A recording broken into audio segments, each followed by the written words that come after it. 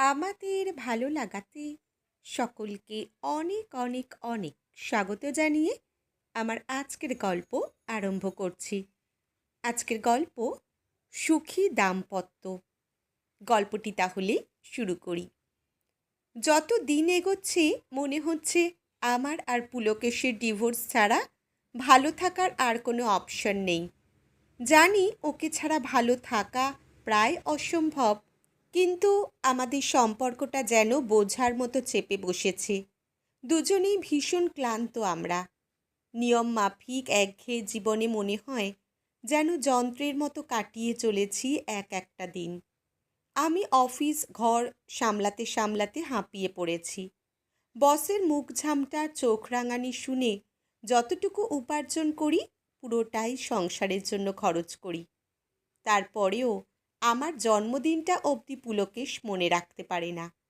অথচ এই ছেলেটাকে ভালোবেসে বাবা মায়ের অমতে গিয়ে বিয়ে করেছিলাম আমি। এখন আমি নিজের দুঃখের কথা বলবো কাকে? ভীষণ অচেনা লাগে পুলকেশকে একটা সময় কত কী করেছে আমার জন্য। একটা মানুষ এত বদলে যেতে পারে কি করে? পুলকেশ সাত সকালে বেরোয় আর অনেক রাতে ফেরে। ফিরেই ক্লান্ত শরীরে খাবার খেয়েই গভীরভাবে ঘুমিয়ে পড়ে। কতদিন আমরা মন খুলে কথা বলিনি, গল্প করতে করতে খাবার খাইনি, রাত জেগে আকাশ দেখিনি, বৃষ্টির রাতে জানালার ধারে হাতে হাত রেখে দাঁড়িয়ে থাকিনি। রবিবারের সকালে একা টেবিলে বসে জ্যাম পাউরুটি চিবাতে চাবাতে মনে হয়, আমার জীবনটা এমন কেন হলো? কম কিছু তো করি না এই সংসারের জন্য। পুলকেশ রবিবারেও টিউশন পড়াতে ছোটে সকাল বিকেল সন্ধ্যায়। আগের চাকরিটায় পুলকেশের স্যালারি ভালো ছিল, নতুন চাকরিতে অনেকটা কম, তাই ওভারটাইম খেটে কিছুটা বেশি রোজগার করে। ফ্ল্যাটের জন্য মোটা টাকার লোন লাগে প্রতি মাসে। আমাদের দুজনের একটা 4 হুইলার গাড়ির শখ ছিল, সেটার জন্য টাকা জমাতে হয়। এছাড়াও পুলকেশের গ্রামের বাড়িতে বাবা মা দুজনেই অসুস্থ। মাসে মাসে বাড়িতে অনেকগুলো টাকা পাঠাতে হয়। এখন পুলকেশ নিজের শখ আহ্লাদ ভুলে গেছে টাকার পিছনে ছুটতে ছুটতে। নিজের পরার জামা যে দরকার এটুকু খেয়াল থাকে না তার। বিয়ের আগে আমরা যেভাবে সারাটা জীবন কাটাবো ভেবেছিলাম, তার সাথে এই জীবনের কোনো মিল খুঁজে পাই না। আমরা দুজনেই ভাবি, কার জন্য এত কিছু করছি আমরা? অথচ অপর দিকের মানুষটা কতটা এফর্ট দিচ্ছে ভেবে দেখি না। আমরা অভিমান করি সে কেন আমার পরিস্থিতি বোঝে না, কিন্তু একে অপরের পরিস্থিতি নিয়ে ভাবি না। মাঝে মাঝে সারা রাত জেগে থাকি, চোখের জলে বালিশ ভিজে যায়, অথচ পাশের মানুষটা অঘরে ঘুমাচ্ছে। কি হয়েছে? তোমার কি মন খারাপ? এইটুকু জিজ্ঞেস করার মতো কেউ নেই। সেবার পুলকেশকে বললাম, এরম চললে কিভাবে বাঁচব? আলাদা থাকাই ভালো। পুলকেশ বিষণ্ণ মুখে বলল, ভালো রাখার চেষ্টা আমি প্রাণপণে করছি, এর চেয়ে বেশি কি করব? তুমি যদি সম্পর্কটা থেকে বেরিয়ে ভালো থাকবে বলে মনে করো, আমি বাধা দেব না। আমি অবাক হলাম। খুব দুঃখ হলো আমার সংসারের জন্য এত কিছু করার পরেও মানুষটা আমাকে আটকালো না অবধি। পুলকেশের সাথে আমার কিন্তু কোনো ঝগড়া ঝামেলা কিছুই নেই, আছে শুধু এক রাশ অভিমান। পুলকেশ বলল, তাহলে চলো একদিন সময় করে উকিলের কাছে যাই। আমার অপারগতার দায় তুমি কেন সারাটা জীবন বয়ে বেড়াবে? তুমি বড়লোক বাড়ির মেয়ে, এই সংসারের জন্য তুমি ভালো নেই, আমি এটা মেনে নিতে পারি না। আমি চেষ্টার কোনো শেষ রাখিনি, তুমিও তা জানো। 1 সপ্তাহ পর হঠাৎ পুলকেশের অফিস থেকে কল এলো। সেন্সলেস হয়ে ফ্লোরে পড়ে গেছে পুলকেশ। কলিগরা ডাক্তারের কাছে নিয়ে গেছে ওকে।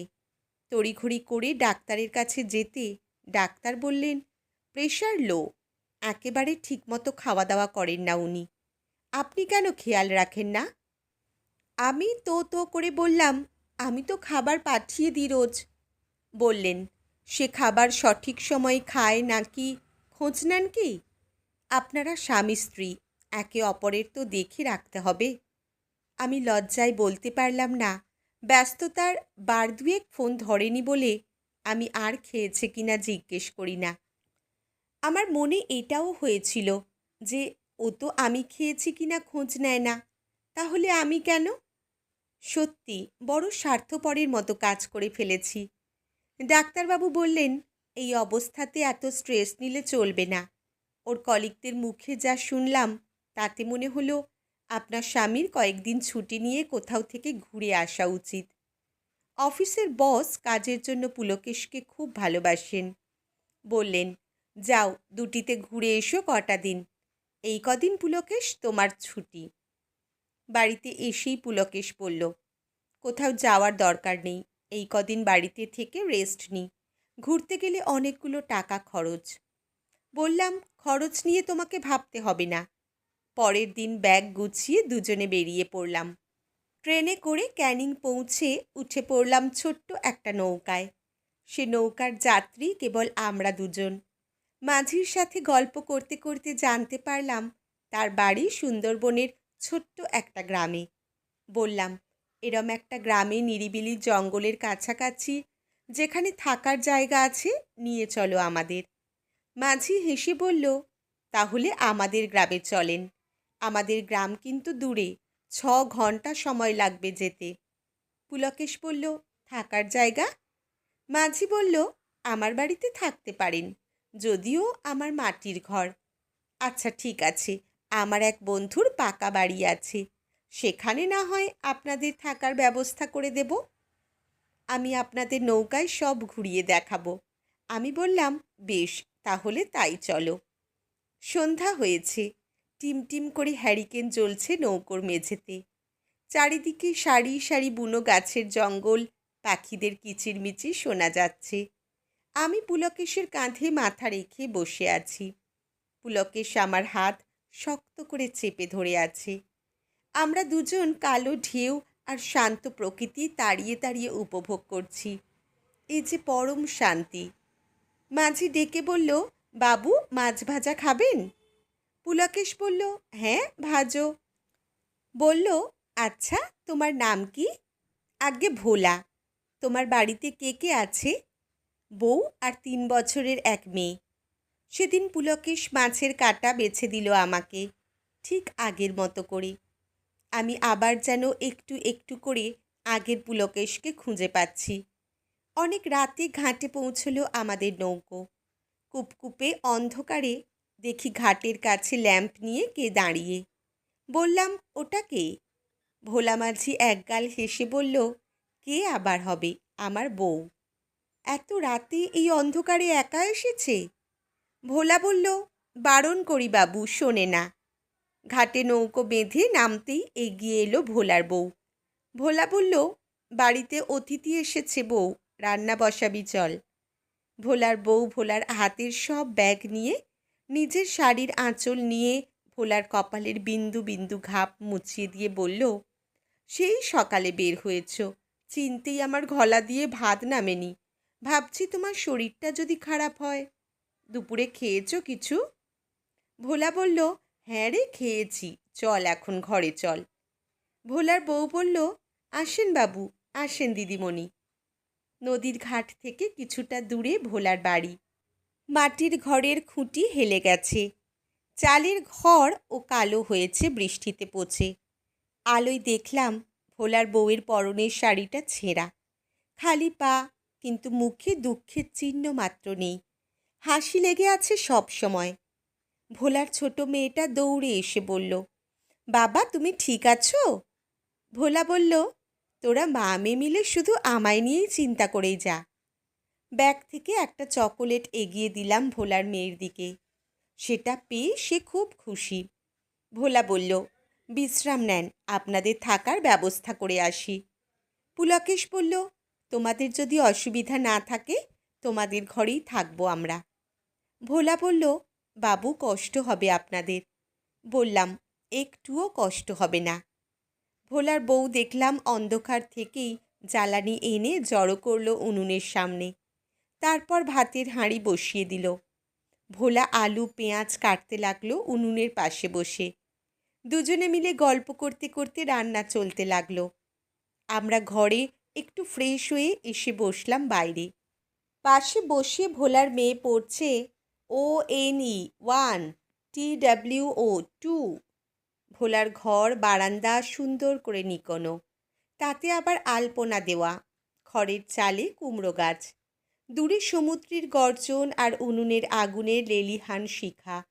বাবলা গাছ থেকে ভেসে আসছে ঝিঝি পোকার ডাক, আর শোনা যাচ্ছে ভোলা আর ওর বউয়ের খুনসুটি আর হাসি। আমি আর পুলকেশ ভাবছি, ওদের এত কিছু নেই, মাথা গোঁজার ঘরটুকু অবধি ভাঙা, তাও ওরা কত খুশি। তারপর ভোলার বউ গরম গরম ভাত, মাছের ঝাল আর ডিমের তরকারি বেড়ে দিল আমাদের।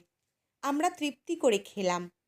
একসাথে খাওয়ার পর হাত ধুয়ে ভোলার বউ বলল, চলুন আপনাদের বিছানা আমি করে এলাম। বললাম, ভোলা কোথায় যাচ্ছে? ভোলা বলল, দিদিমণি বাসন কটা মেজে আনি, বউয়ের সারাদিন খুব কষ্ট হয়, এই রাতের বেলা পুকুরে যাবে আবার, আমিই যাই, আপনারা ঘুমিয়ে পড়ুন, সকালে গ্রাম ঘুরতে নিয়ে যাব। মাটির ঘরের তক্তপোষে আমার কোলে শুয়ে পুলকেশ। আমি ওর মাথায় হাত বুলাতে বুলাতে বললাম, আমাদের অতিরিক্ত চাহিদাই আমাদের ভালো থাকতে দেয় না। সকালে উঠে দেখি আকাশে মেঘ। পুলকেশ আগে উঠে গেছে। বাইরে বেরিয়ে দেখি ভোলার মেয়েকে একটা সুপুরি পাতায় বসিয়ে টানছে পুলকেশ, আর দুজনে হেসেই যাচ্ছে। কতদিন পর পুলকেশকে এত হাসি খুশি দেখছি। ভোলার বউ চায়ের কাপ আর এক বাটি মুড়ি এগিয়ে দিয়ে বলল, খান দিদিমণি। বললাম, ভোলাকে দেখছি না, কোথাও গেছে? ভোলার বউ বলল, জল আনতে গেছে, অনেক দূরে টিউবওয়েল, তার উপর লাইন পড়ে, তাই দেরি হচ্ছে। আজ বৃষ্টি হবে। সকাল সকাল ও ঘাট থেকে মাছ এনেছে আপনাদের জন্য, খিচুড়ি আর মাছ ভাজা করি। বললাম, বাহ, তাহলে তো জমে যাবে আজকের দিনটা। আজ খিচুড়ি আমি বানাবো, তুমি খেয়ে বলবে কেমন খেতে।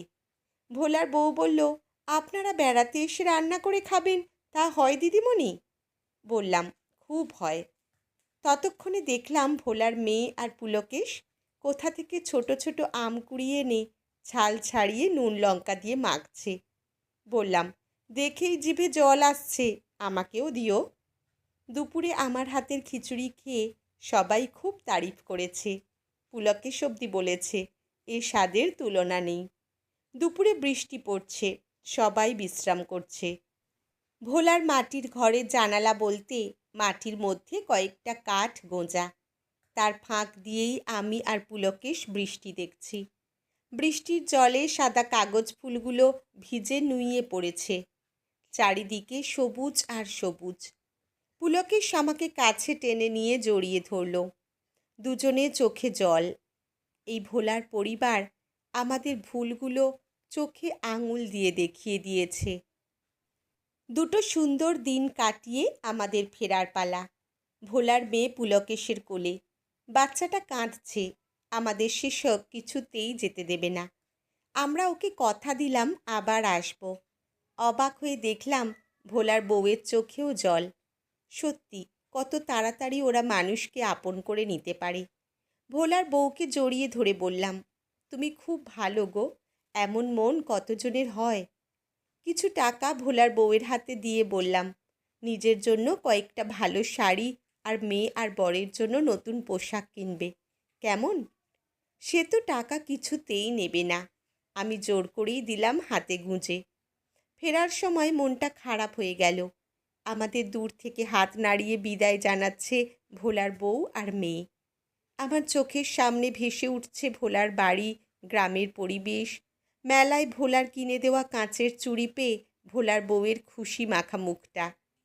নৌকা থেকে নেমে পুলকেশ ভোলার হাতে টাকা দিয়ে বলল, ঘরটা সারিয়ে নিও ভোলা, আর এমন থেকো সারা জীবন। বাড়িতে এসে রান্না বসালাম। ও মা, দেখি পুলকেশ পেঁয়াজ কাটছে। ঝাঁঝ লাগা চোখের জল মুছতে মুছতে বললাম, প্র্যাকটিস হয়ে যাবে বুঝলে। খেতে বসলাম একসাথে। খাবার বেড়ে দিল পুলকেশ। রাতে আমরা 2 কাপ কফি নিয়ে ব্যালকনিতে বসলাম। শহর জুড়ে আজও বৃষ্টি। আমাদের বেলফুলের গাছটা আজ ফুলে ফুলে সাদা হয়ে আছে। পুলকেশীর বুকে মাথা রেখে বললাম, আমাদের ফোর হুইলার চাই না, বুঝলে? বাইক তো আছেই, ওই বাইকে করেই মাঝে মাঝে আমরা গঙ্গার ঘাটে বসবো। জমানো টাকাটা দিলে বাড়ির লোনটা অনেকটা শোধ হয়ে যাবে। তোমাকে আর ওভারটাইম ডিউটি করতে হবে না। রবিবার নো টিউশনি। আমরা দুজনে ওই গোটা দিনটা একসাথে কাটাবো। পুলকেশ বলল, এবার থেকে আমরা একসাথে ঘুম থেকে উঠে ঘরের কাজ সামলাবো আর মাসে একবার ঘুরতে যাব, ঠিক আছে? আমি বললাম, পারফেক্ট। আসলে সামর্থ্যের বাইরে থাকা মানুষের উচ্চাকাঙ্ক্ষা মানুষের ভালো থাকাটাই জীবন থেকে কেড়ে নেয়। অথচ আমাদের এই একটাই জীবন, তাই যার যতটুকু আছে তা উপভোগ করে খুশি থাকা উচিত। ভবিষ্যতে ভালো থাকার কথা ভেবে বর্তমানকে নষ্ট করা ঠিক নয়। তাই একে অপরের পরিস্থিতি বুঝে মানিয়ে নেওয়াটাই সুখী দাম্পত্যের চাবিকাঠি। আজকের গল্প এখানেই সমাপ্ত। কলমে শ্রাবন্তী মিস্ত্রি, পাঠে জয়তী। ধন্যবাদ।